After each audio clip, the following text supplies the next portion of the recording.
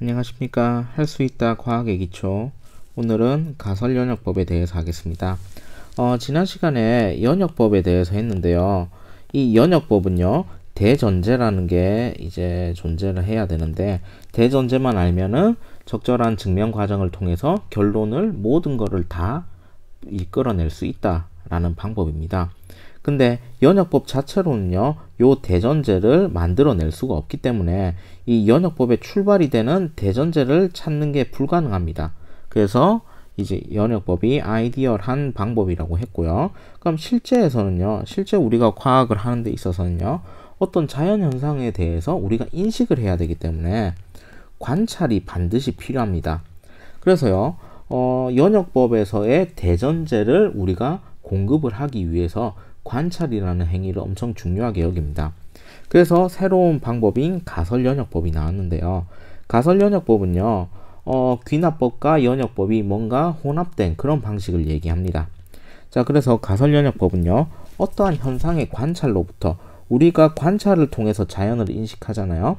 그래서 관찰로부터 가설을 설정하는데요. 이게 연역법에서는 이제 대전제 역할을 하는 겁니다.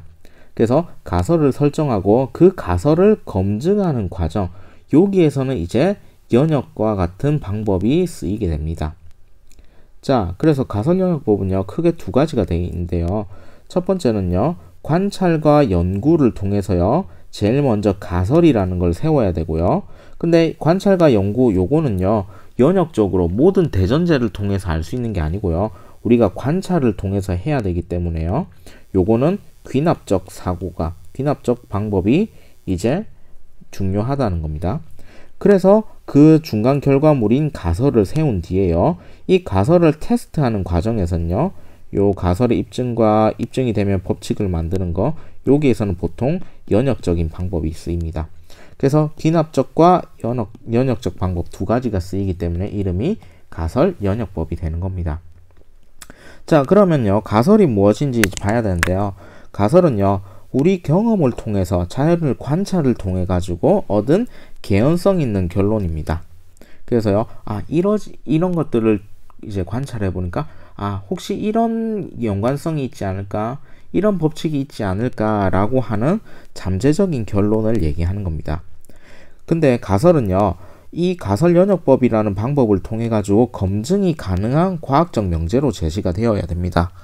이게 과학적 명제로 제시가 안 되면요, 증명이 불가능하기 때문에 유사과학으로 빠질 수가 있습니다.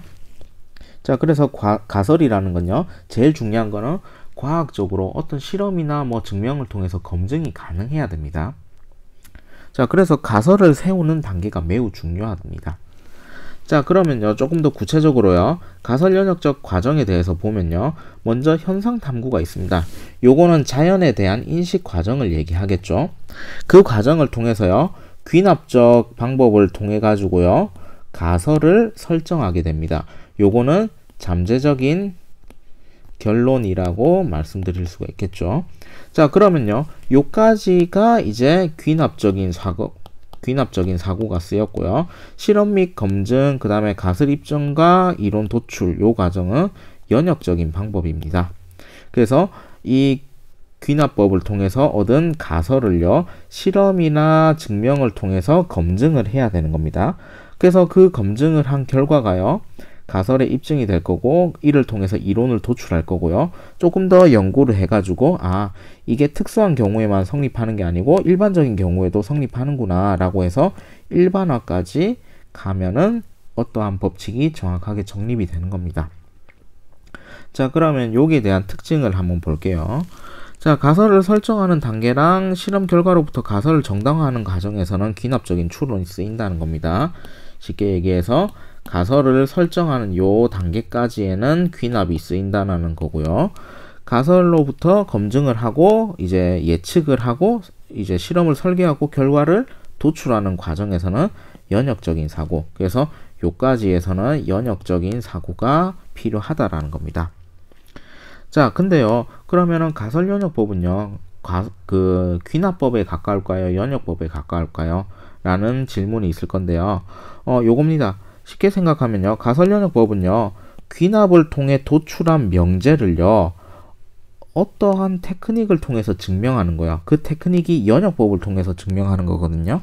그래서요, 연역법은요, 어떻게 보면 사이드가 될 수 있어요. 하나의 테크닉이 될 수 있고요.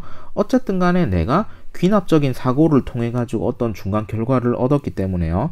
요 중간 결과를 이 도출해낸 우리의 귀납적인 방법이 더 중요하다고 생각을 하는 겁니다.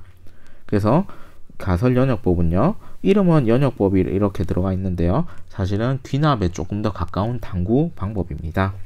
자, 그래서요, 과학 탐구 방법을 크게 세 가지를 이제 배워봤는데요. 첫 번째 귀납법이고요. 두 번째는 연역법이고요. 연역법. 그 다음에 가설 연역에 대해서 해봤는데요.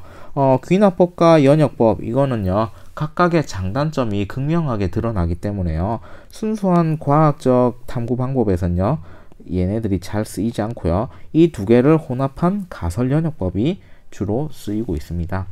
그래서 올바른 실험 설계를 하고 그 실험을 통해서 무언가를 증명하려고 할 때 현대에는 과학자들은 거의 대부분이 가설 연역법을 사용하고 있습니다.